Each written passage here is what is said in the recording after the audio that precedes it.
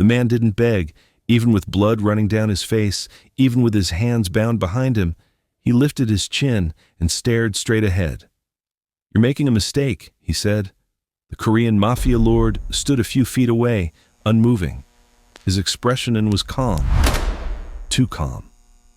"Mistakes," he replied quietly, "are things you survive." He raised his hand. The gunshot echoed through the room. The body hit the floor, lifeless before it finished falling. No one flinched. Fear had learned its place here. He lowered the weapon, turned without another glance, and walked out as if he hadn't just ended a life. The men behind him followed in silence, stepping carefully around the spreading blood. Outside, the night air was cold against his skin, but it did nothing to cool the pressure building inside his chest. He hated inefficiency, hated betrayal, hated loose ends. Yet as he entered the mansion gates, something felt off, too quiet. Inside, the lights glowed softly. The house staff froze as he passed, bowing deeply, eyes lowered, all except one. She stood near the staircase, holding a tray of freshly folded towels. Her posture was relaxed, not careless, just unafraid. "Jennifer?" He stopped. She noticed immediately and bowed. "Good evening, sir." Her voice was gentle, steady. He studied her for a brief moment, irritation flickering beneath his calm. "Why are you still awake?" he asked. "I was finishing my shift." "You're late." "Yes, sir." No excuses, no trembling, no rush to disappear. Annoying. "Go," he said flatly. She nodded and walked away, her steps unhurried, her presence lingering longer than it should have. He watched her until she turned the corner. "Hey, family. A new story just dropped. Make sure you follow this page so you never miss the next twist. Drop your location in the comments and tell me where you're watching from today." Jennifer had been in the mansion for less than a week, but she already understood the rules. Speak only when spoken to. Never ask questions. Never look directly at him longer than necessary. She followed all of them. What she didn't do was fear him. Not because she didn't understand what he was capable of, but because fear had been part of her life long before she ever set foot in Korea. Fear didn't change outcomes. It only drained you while you waited for them. So she worked quietly, carefully, with her head down and her heart guarded. She cleaned his study while he was away, never touching anything that wasn't dust or surface. She cooked meals exactly as instructed, even when she noticed he barely ate. She moved through the mansion like a shadow that didn't beg to be seen. But he noticed. He noticed the way she didn't flinch at raised voices, the way she didn't rush when guards passed too close, the way she hummed softly under her breath when she thought she was alone. One evening, he heard it. The sound drifted down the hallway, low, melodic, unfamiliar, not loud enough to be intentional, just enough to exist. He stopped walking. "What is that?" he asked. One of his men hesitated. "The new maid, sir." He followed the sound without thinking. Jennifer stood in the kitchen, wiping down the counter, humming quietly to herself. When she realized she wasn't alone, the sound faded instantly. She turned and bowed. "I'm sorry, sir." "For what?" he asked. "For the noise." He looked at her. Really looked. Her eyes were warm, tired, unpretentious. Her body was full, solid, grounding in a way that felt almost foreign in a house built on cold lines and sharp edges. "You sing," he said. "I hum." "Why?" She hesitated, then answered honestly. "It helps me work." "That's not an answer." "It helps me breathe," she said softly. Something tightened in his chest. "Don't do it again," he said, and turned away. But that night, when the mansion fell silent, the quiet felt heavier than usual. The next time he noticed her, it was because she didn't react. A glass shattered during a heated meeting, fragments scattering across the floor. The men around the table stiffened. Jennifer simply stepped forward with a cloth and knelt to clean it, careful not to cut herself. "You're not scared," one of the men muttered. She didn't look up. I'm careful. Later, he summoned her. She entered his study with steady steps, heart pounding only slightly. Do you know who I am? He asked. Yes, sir. And you still behave like this? Like what? Like nothing in this house can touch you. She thought for a moment. I don't believe in pretending. Pretending what? That I'm strong when I'm not, she said. Or weak when I'm not. He watched her closely. People like you don't last long here, he said. Neither do people who lie to themselves, she replied, before she could stop herself. The silence that followed was dangerous. She lowered her gaze immediately. I apologize. But he didn't shout, didn't punish her. Leave, he said quietly. She did. From that moment on, everything shifted. He began calling for her more often, not directly but always within reach. Tea, documents, quiet tasks that didn't require conversation. And when she stood near him, he felt it, the stillness. It unsettled him. One night, she accidentally saw what she wasn't meant to. The interrogation room door was open when she passed. Blood stained the floor. A man was tied to a chair, barely conscious. She froze. You shouldn't be here, he said sharply from behind her. She turned slowly. I'm sorry, she said. I was sent to clean the corridor. You saw too much. Yes. You should be terrified. She met his eyes. I am, he frowned. You don't look it. I've learned not to show it. He studied her for a long moment, then said, Go. She walked away without looking back, her legs trembling only once she was out of sight. That night, he couldn't sleep. Images of blood mixed with the memory of her steady voice. The next morning, he found her in the garden, trimming flowers. You didn't report what you saw, he said. No. Why? She paused. Because it wasn't my story to tell. He stared at her. You're dangerous, she smiled faintly. So I've been told. Something about that smile cracked through him. Days turned into weeks. He noticed when she wasn't around, noticed the silence she left behind. When another man laughed too loudly near her, his mood darkened. When she looked tired, something unfamiliar stirred inside him. Concern. One evening, he said it without thinking. You should rest, she blinked. I'm fine. That wasn't a suggestion. She looked at him then, really looked. You don't get to decide that, she said gently. The words should have angered him. Instead, they left him breathless. He turned away, unsettled, because for the first time in his life, the man who feared no one felt the beginning of something dangerous. Attachment. If this story is pulling you in already, like the video, it helps this channel grow. And subscribe, because the tension between these two, it's only getting worse. He didn't intend to look for her. That was the lie he told himself as he walked through the mansion long after midnight. The house quiet, except for the low hum of electricity and the distant sound of guards changing shifts. Yet his feet carried him toward the west wing. He found her in the laundry room, folding clothes with slow, deliberate movements. Her sleeves were rolled up, revealing soft brown skin, and her hair had loosened slightly from its tie. She looked tired. She looked human. You're still working, he said. She startled, then bowed. I didn't hear you, sir. You should have left an hour ago. I wanted to finish, she replied. The night staff needs these early. You don't owe this house that much. She paused, then looked up. I owe myself peace. The words caught him off guard. Peace? He repeated. Yes, she said quietly. Order helps me think. He watched her fold a shirt with care. You think a lot. More than I should, she admitted. He stepped closer, the air between them tightening. What do you think about? She hesitated. Survival? Something shifted in his expression.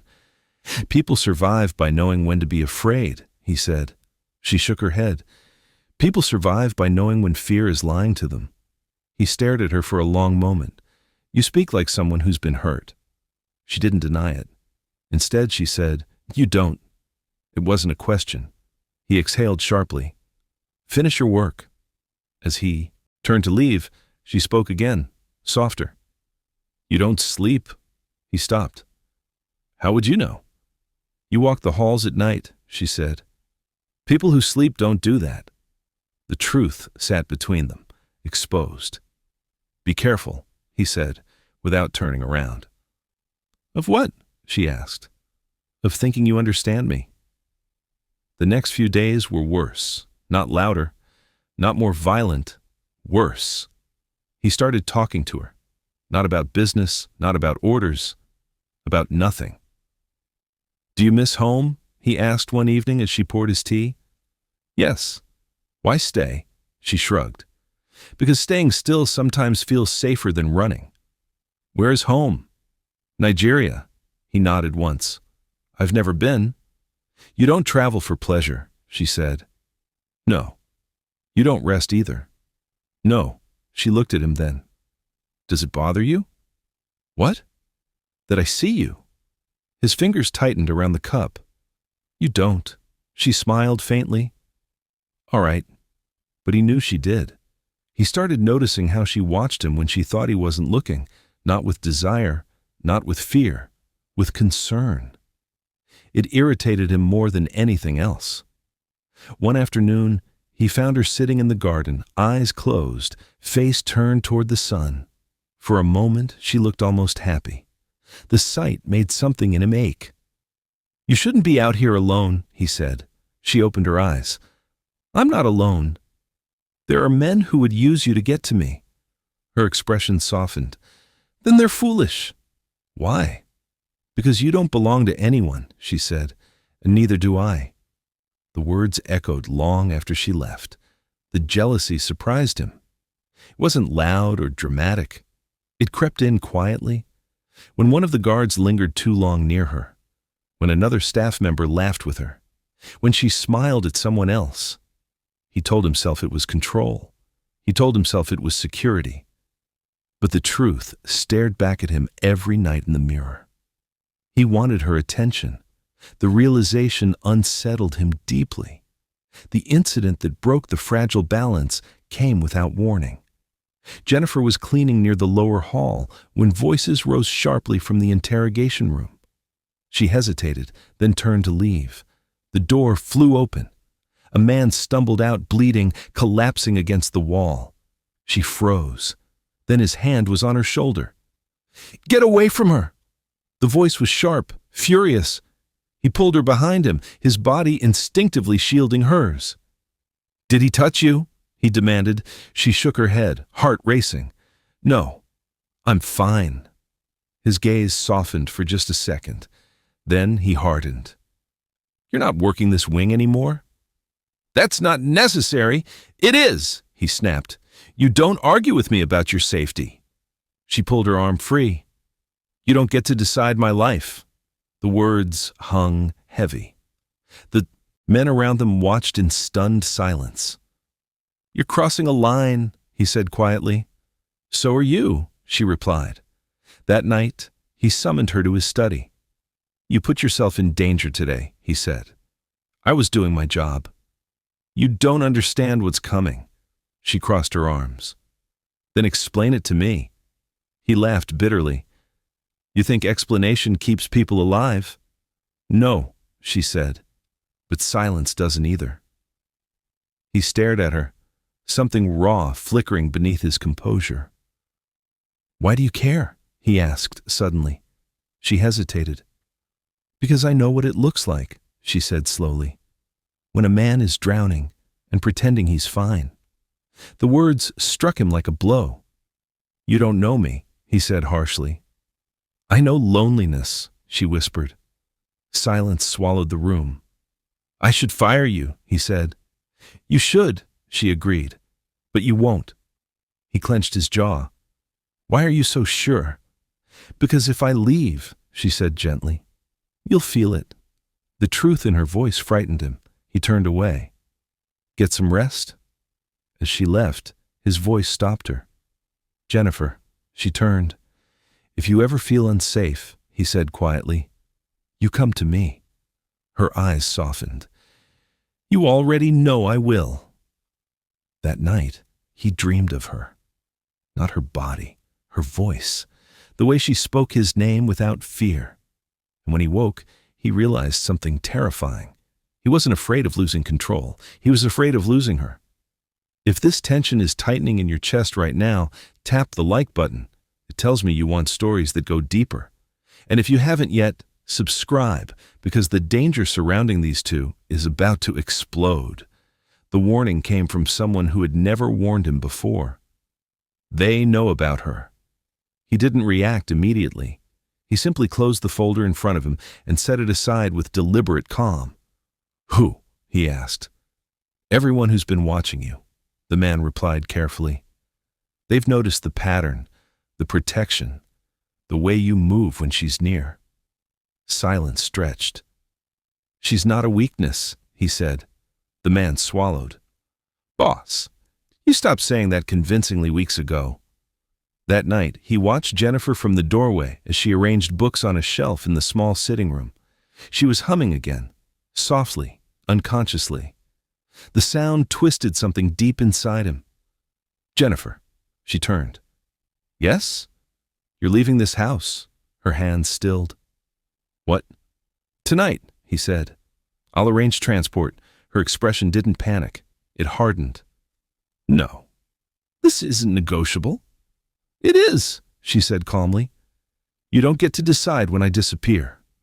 This isn't about control, he snapped. It's about survival. She stepped closer, her voice low. Then tell me the truth. Hesitated too long. That hesitation, she said softly. That's fear. His jaw tightened.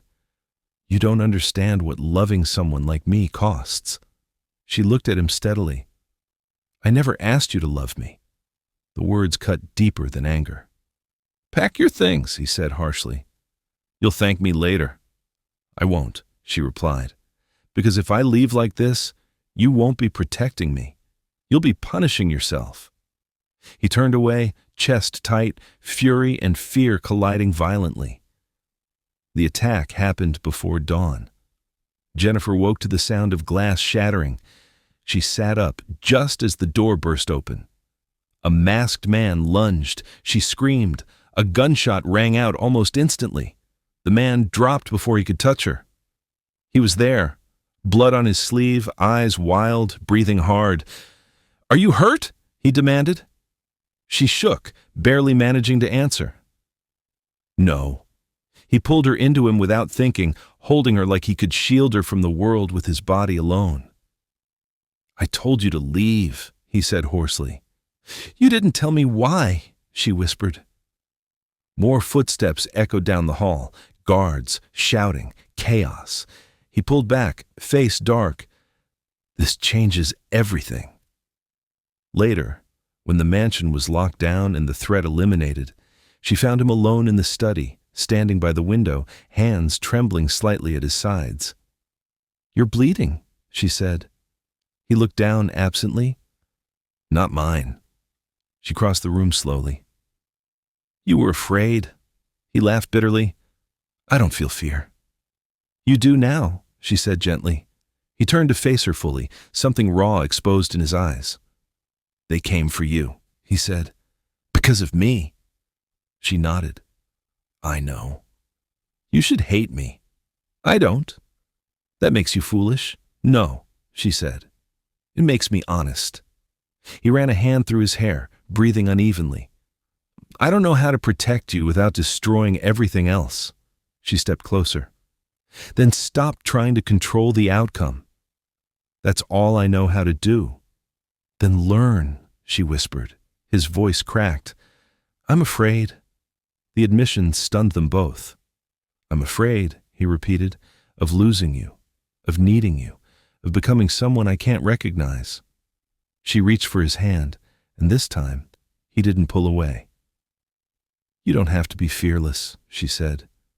Just brave enough to choose differently. Silence wrapped around them. I can't promise safety, he said. I don't want promises, she replied. I want truth. He swallowed hard. Then stay. But understand this, loving a man like me will never be simple. She met his gaze. I've never wanted simple. He exhaled, something heavy releasing from his chest. You made me human, he said quietly, and I hate how much I need you. She smiled sadly. I know. Weeks passed. The world around them remained dangerous. Enemies still watched. Power still demanded blood. But inside the mansion, something had shifted. He listened now. When she said no, he respected it. When she questioned him, he answered. When she stood beside him, he felt grounded in a way he never had before. One night, as they stood on the balcony overlooking the city, she spoke softly. Do you ever wish you could leave? He considered it. With you? Sometimes. She leaned against the railing. That's enough for now. He glanced at her. You're not afraid of what comes next? She met his eyes. I am. Then why stay? Because fear doesn't mean stop, she said. It means choose carefully. He nodded slowly. For the first time in his life, the man who feared no one feared one thing deeply and honestly, losing the woman who made him weak. If you stayed with this story till the end, tap the like button. It tells me you want more stories like this. Subscribe so you don't miss the next twist, because loving a man like him always comes with consequences. And drop a comment below. Would you have stayed or walked away? Because this story, it doesn't end here.